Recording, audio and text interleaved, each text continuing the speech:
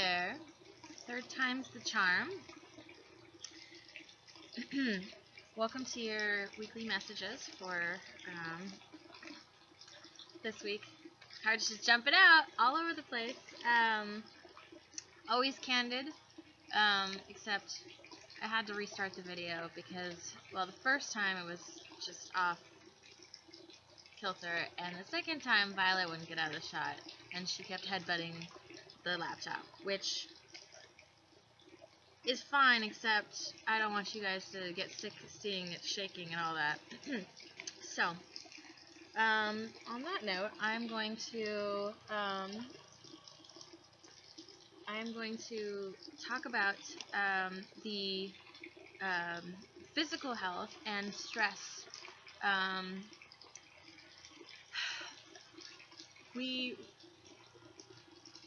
We don't always realize how much that it manifests into our bodies, because as a society we're told that it's just go to work, do your job, go home. You live this cycle of monotony that so many people dread, which is why many people try to avoid it. But it's also stressful to avoid it as well, because things are expensive, they cost money, we want to progress, we want to become more established in who we are as people and in our social groups, which costs money. And it's very interesting how much money and security are tied in with our, this third self-esteem chakra, that it can affect how we stand, our stress level and anxiety about, our feelings or our certain, understandings about our job, or, it can manifest in the shoulders and neck. If you're questioning your spirituality, you can start getting a lot of headaches. Everything is very closely tied with our physical being, even though we are spiritual people to an extent.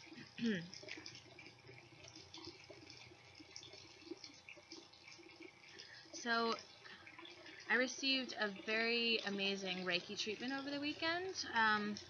It reminded me how energetic we can be. Our mind sometimes disconnects from, like, the idea that we are both spiritual, energetic, and physical beings.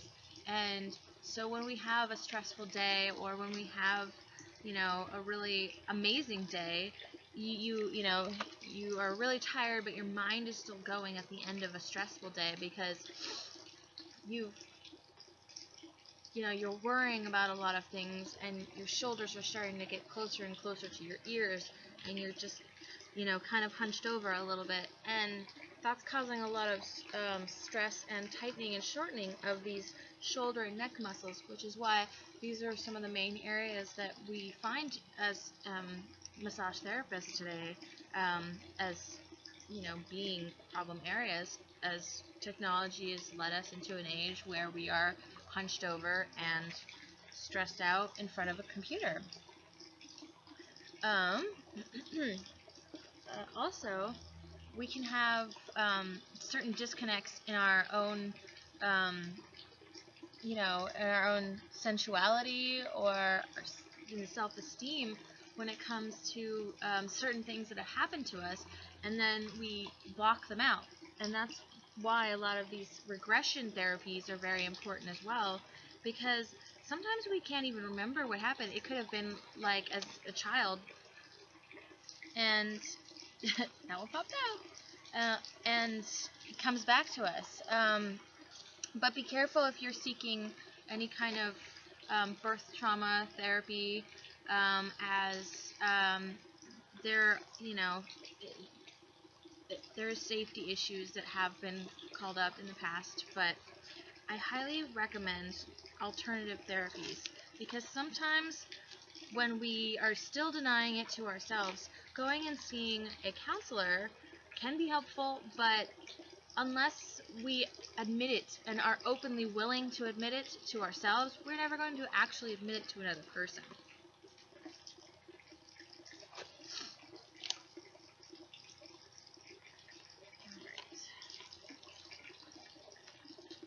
And lastly, I cannot stress how important body health is.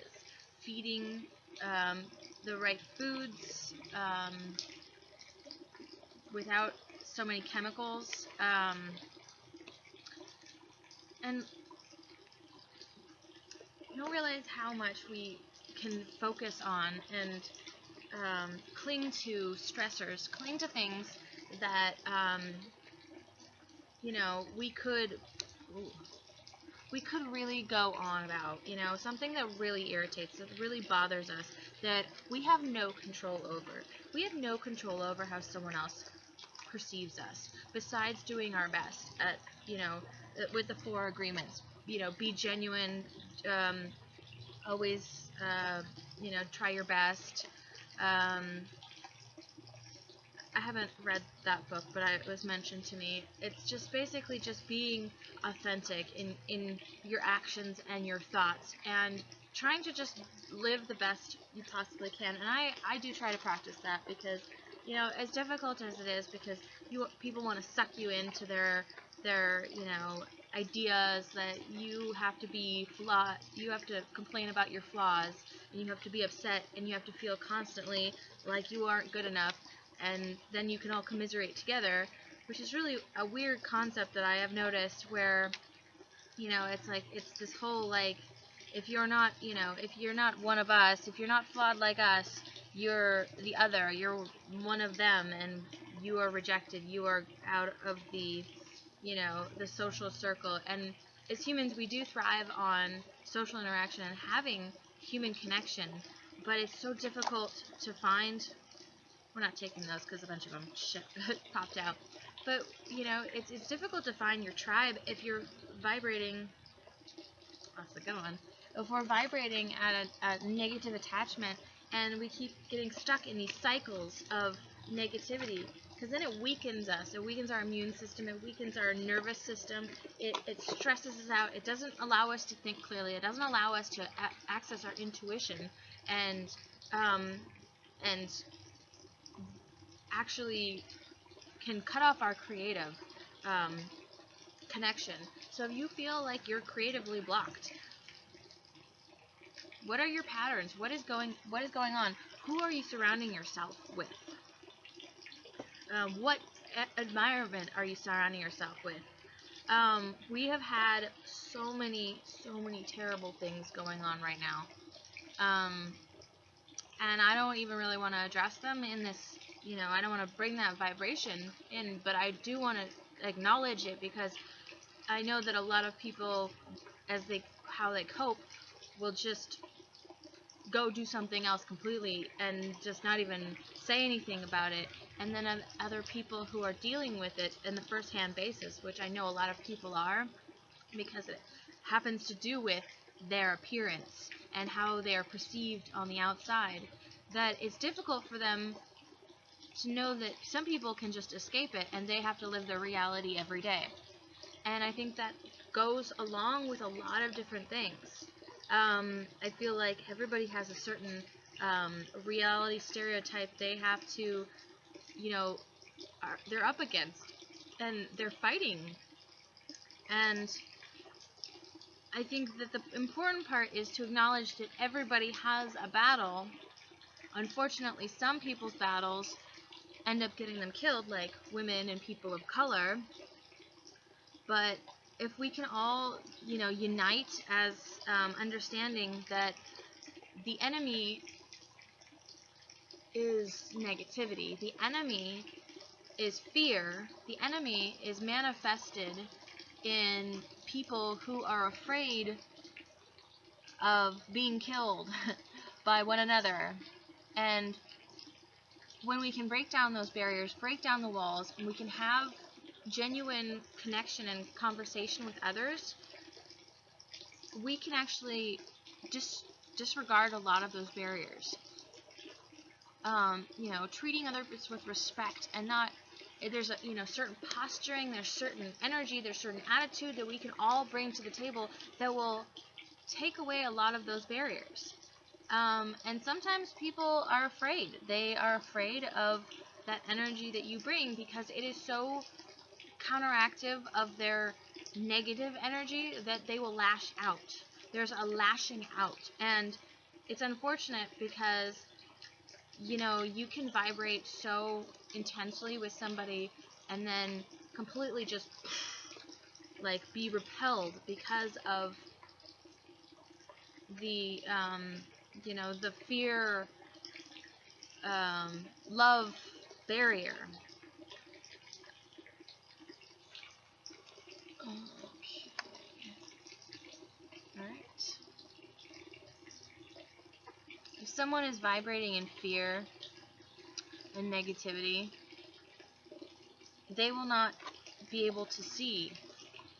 They will not be able to see how the love can benefit them unless they start shifting their mind. They start seeing things from a different perspective. Because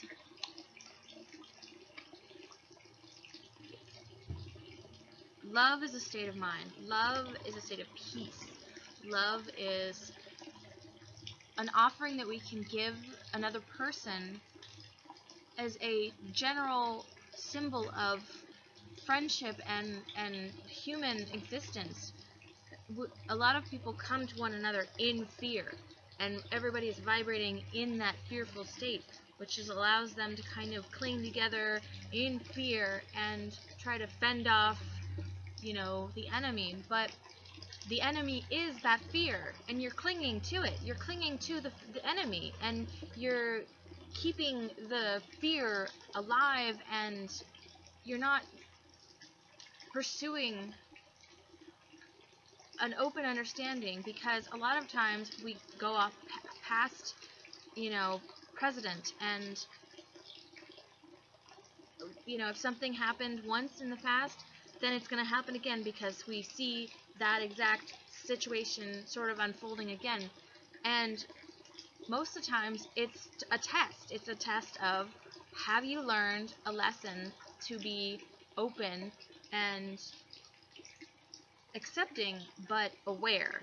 Because if we're aware, we can notice when we need to walk away from something, but we can still be open to experience things that we would close off because of that fear, and might miss opportunities because we thought we were stupid for even being open in the first place. But the openness and the opportunity is what makes life rich. And when we take the right risks, when we take smart, calculated risks, we can have a great, fulfilling understanding of life. So, we got some interesting cards this week. Holy crap. Alright, so we have Liberation as the Oracle card, which I think is very appropriate for this conversation. And it's breaking free from a negative attachment. So we are breaking free from that negativity. We are opening up the existence and saying, you know what? Something may have happened, and we may see that same pattern happening again. We can stop. We can stop, and we can get out and not feel like we are fearful of everything, because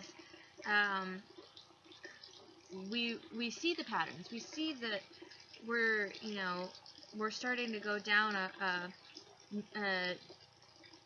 into a pattern of negativity again and fear, and focusing on those things instead of seeing the opportunities where we could expand from that.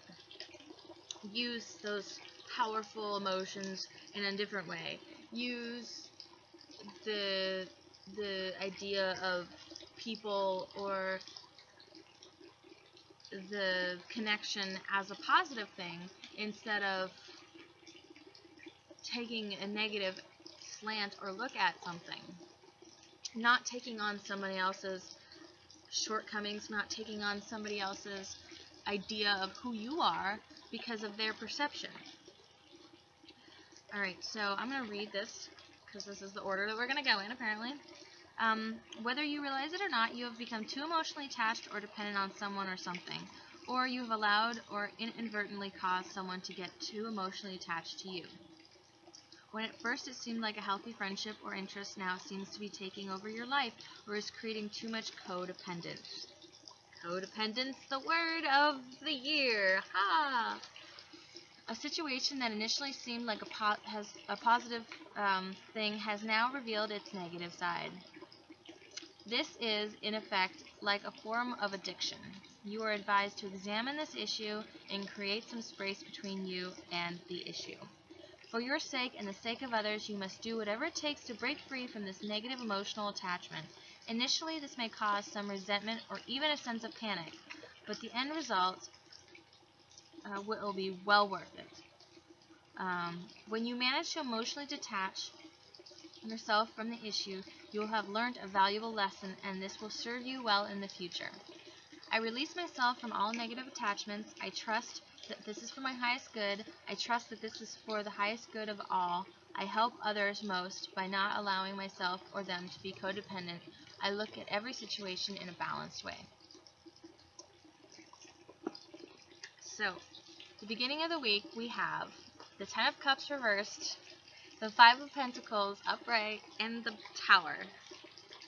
I mean, this is a day of just, like, things are blowing apart. Shit is getting real. Let's just say that. Let's just be blunt about it. So, some situation that we thought was just the best, most amazing thing is now showing the fact that there are, rust marks underneath the paint. It's things that we thought were just, much better than, or they presented themselves better than they knew that they were, or that there were flaws underneath that they were hiding. And it was leaving us with a feeling of lack. It was leaving us feeling like we were, going to be in the poorhouse. We were going to spend all our money. We didn't have anything. But in this, we have, like, the people, they're crying, they're sobbing, they're wounded. But they don't turn around and they don't see the money on the trees. They don't see what they could be having. They're just so focused on that lack. They're focused on the negative part of things. And so now I think we're starting to see the cracks in the crystal vase, and we are focusing on the negativity. But I think that that's all going to be just blown apart. I think that this is such a great card. This is like my favorite one of this. The Tower card is just great. It's like everything that we thought was stable and firm on a foundation was completely just not, and it's now all just falling apart. It's the crystal vase, it's shattered, and we're just crying because it's on the floor and we don't know what to do. But you know what you can do? You can sweep it up, you can salvage the best pieces of it, and you can put it back together in a different way. You can create an art project out of it. You can glue it with, other materials and create a very different design. It's something unique and new, almost. You can make something new out of something that wasn't actually really working in the first place, because it was a cheap-ass vase that, was full of some other, I don't know what's going on with that metaphor, but you know what I mean. Don't allow yourself to wallow in the fact that things are not perfect now, and they're broken, and it doesn't seem like it's ever going to get better, because it will. And as long as we learn to look at it in a different way, as long as we allow ourselves to distance and understand that we had to experience something to unlock this achievement. It's like we had to go into the tunnel and get, video game reference here. You know, get hurling bags of fire, or whatever the hell's in video games. I don't play them. Thrown at us so we could learn how to dodge and get to the next level. And luckily, even if you die in a video game, you get another level. I mean, not a physical death like in life, but we live in cycles of regeneration where things have to end, people go away, jobs are, you know, leaving us, or we leave a job, or we get fired, or we have to move, or get evicted, or our car breaks down, or we have to change a part in our car and pay a bunch of money, and it can freak us out, and we can become really focused on that. And the reality of things is that that's not all there is, you know. So the overall theme of this week, and I should have read that first, but I wanted to get that one out of the way, which really goes along with not really seeing clearly and not being able, and feeling blocked and not tapping into the intuition, is that we have the High Priestess in reversed, yes, Miss Priestess. So we are not able to really look and see through some of that cloudiness and see clearly where to go next, what to do. And we have the Six of Cups, which is about the past and our past and situations, maybe of the home, or maybe of friends or old lovers, and the Queen of Swords. So I think we are starting to get more of a mental logical clarity, but our emotional intuitive side is still very blocked. So we kind of understand why, in a logical sense, that something has to be done, that we've able to say what we needed to say, or we, you know, we made a decision that was, you know, we just chopped off the head. I mean, she's got the head here in her sword. I mean, it's pretty gruesome. She had to do it, but sometimes it takes a while for the rest of it to kind of kick in and understand, well, maybe I had to do that because I needed to just cut it off and go, and get, you know, and then everything else was going to fall into place. So in the middle of the week, we have a Two of Wands, which is a great card. It's all about choosing, you know, a path to go on, and it can be about partnership. It's not necessarily a romantic partnership, but it's all about a journey ahead. It's all about going forward and seeking out different paths. And it's usually two different paths. So it's kind of like we are trying to figure out which action we should take. You know, there's two different actions. We could go into fear, or we could go into love and positivity and trust. And that's part of it, trusting. Trusting that good things will come because we believe they will. And then we have the Page of Wands reversed. So there could be confusion. We could be completely just not able to figure out a decision to make.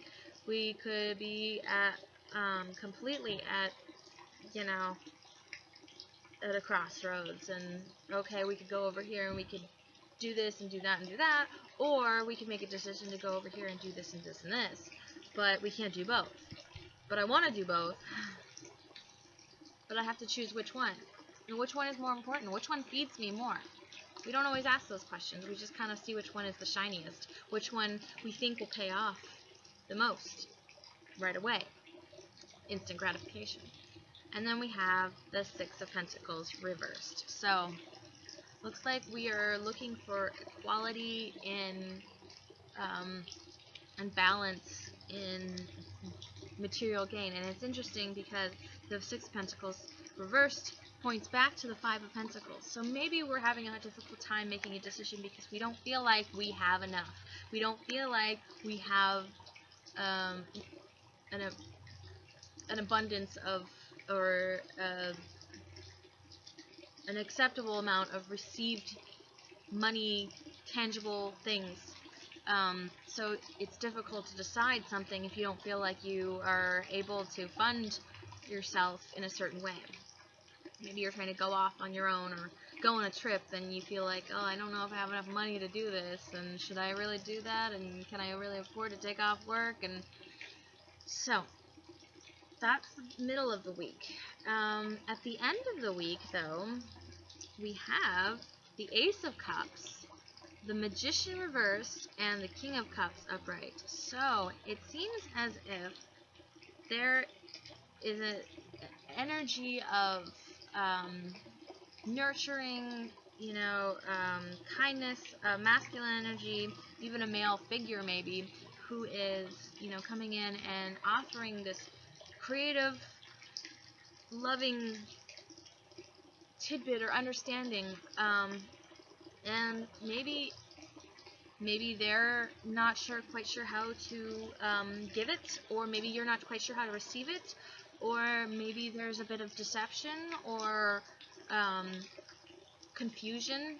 The Magician reversed is pointing back to the Fool as well. So the Fool is all about just going and doing and not really thinking, not having the mental clarity to really put everything in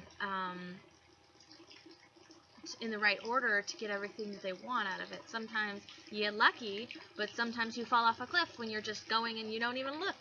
It's like, that's the kind of energy of the Fool. So the Magician reversed can just be not being able to harness or use your power adequately in maybe a project of, of creativity, because the King of Cups is very creative, emotional. He is well in charge of his emotions, and he's upright, so he is a positive, kind person. Masculine energy. And it's, maybe he's just having trouble figuring out how to express his emotions, or you're having trouble how to express your emotions and be that kind, caring person, even though you feel it inside. So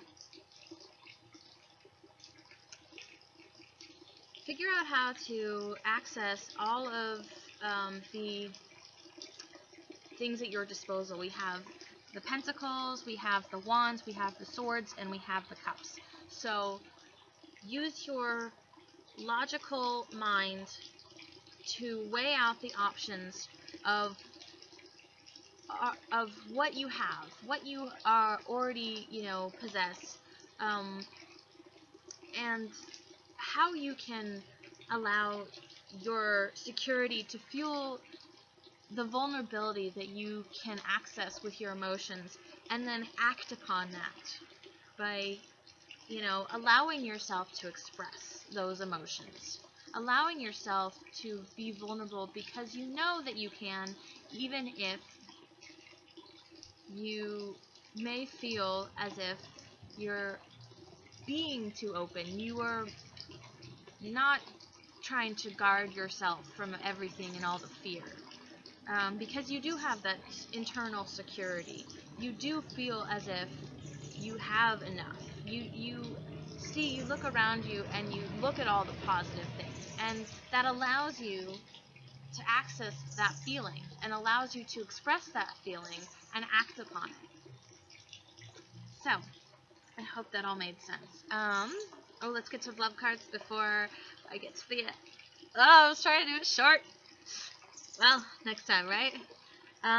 So for the love cards, we have the Ten of Wands upright. So we are at the end of this cycle. We have we've done a lot. We have acted in a manner, we have gone and pursued a certain thing, and we are just kind of feeling a lot of anxiety, a lot of stress, maybe a little bit overwhelmed, and the next step is to start pursuing a different way a different level, taking it to some way. Um, it's kind of like, it's maybe time to take a break. Maybe it's just trying to just set it off to the side and do something else, pursue something else in your life that you have maybe been neglecting. So we have the King of Arrows upright, King of Swords, Four of Coins upright, and the Ten of Cups. So this energy really points to trying to hold on to something that once brought you happiness, or even finding the security in something that brings you happiness and making a decision, because the King of Arrows is all about, this making this logical, understanding decision, or logically feeling secure in something that has brought you just all the happiness. And this is, the Ten of Cups. I mean, this is the most happy. This is the card of just the, family, friends, good times. Everybody's got a cup of wine and they're celebrating. And there's 2 tens here, so we are definitely at the end of a cycle. So maybe we are holding on to something that has lasted too long, but they're all upright, so maybe it needs to morph into something different. Maybe you need to expand on this. Maybe it's time to take this happiness out and open up and spread it to more people. Open it up and spread it to the world. Build off of it. Maybe it's time to make it official and cement it, because the Four of Coins is all about a firm, stable foundation. And it's below the Five of Pentacles, which is interesting. So we have the 3 pentacles all in a row. And, it's about holding on or hoarding, or just feeling like you don't have enough. And we really have to break free of that and break free of this lack mentality, knowing that there will be happy times when we make them, when we feel the happiness in ourselves, within. It doesn't come from outside sources. It's always right in here, and it emanates out, because when you're happy, you inspire others to be happy as well. So with that, I think I'm going to end, and take care of yourselves, get adequate rest, journal, explore and understand your feelings, and I'll see you later. Bye.